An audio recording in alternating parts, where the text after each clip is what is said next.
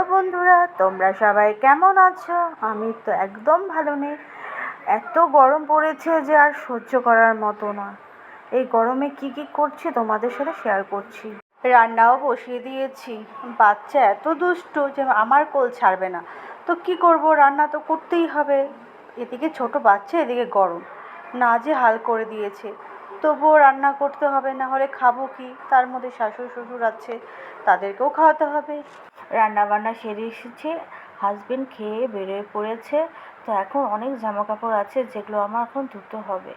তো বাচ্চাটাকে তার ঠাকুমার কাছে দিয়ে এসেছে, সেই ফাঁকে আমি কাজগুলো সেরে ফেলি।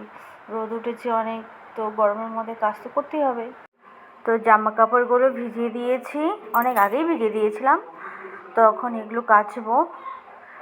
কি করা যাবে, কাজ না করলেও কাজ করতে হবে। তো জামা কাপড়গুলো কাচা শুরু করে দিলাম। বাচ্চার জামা কাপড়, হাজব্যান্ডের জামা কাপড়, রানীর জামা কাপড়, সব কিছু তো এখানে দেখানো সম্ভব না, তাই যেটুকু সামনে ছিল ততটুকুই কাচছিলাম। তারপরে পাশেই শাশুড়ি বাচ্চাটাকে খেলা করতেছিল নিয়ে, তো গল্প করতে করতে আমার কাজগুলো করা হয়ে গেছে। যাদের ছোট বাচ্চা আছে তাদের মায়েদের তো কোনো দিক দিয়ে শান্তি নেই। জামা কাপড় কাচবো, তারপরে তাকে স্নান করাবো। এই গরমে জামা কাপড় কাচতে কাচতে ঘাম ঝরে যাচ্ছে, তো ঘাম মুছতে মুছতেই কাজ করছি, কি করা যাবে আর। অস্বস্তি লাগছে। এদিকে দিয়ে এসেছি জামা কাপড়গুলো মেলতে। তো জামা কাপড়গুলো মেলতে মেলতে অনেক কিছু ভাবতেছিলাম যে একটা দিন যদি রেস্ট পেতাম তাহলে হয়তো খুব ভালো লাগতো। কারণ মেয়েদের তো কোনো ছুটি নেই, যারা চাকরি বাকরি করে তাদের তো তাও একটা দিন ছুটি আছে, তবু রেস্ট নিতে পারে।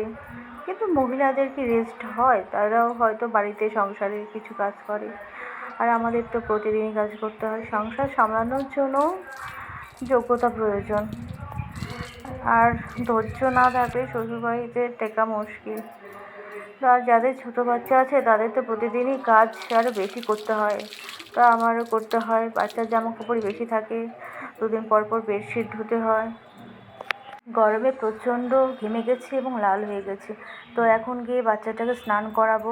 তো ওকে স্নান করাতে গেলে যত ঝামেলা, কারণ এত বিরক্ত করে। আর মাথায় শ্যাম্পু দিতে গেলে তো ওর একদম বিরক্তকর। তো বন্ধুরা, বাচ্চা ছোট বলে ওকে এখন খাওয়িয়ে টাওয়িয়ে ঘুম পাড়িয়ে দেবো। তো ভিডিওটা বেশি বড় করলাম না, এখানেই আমি ভিডিওটা শেষ করলাম। ভালো লাগলে লাইক করো।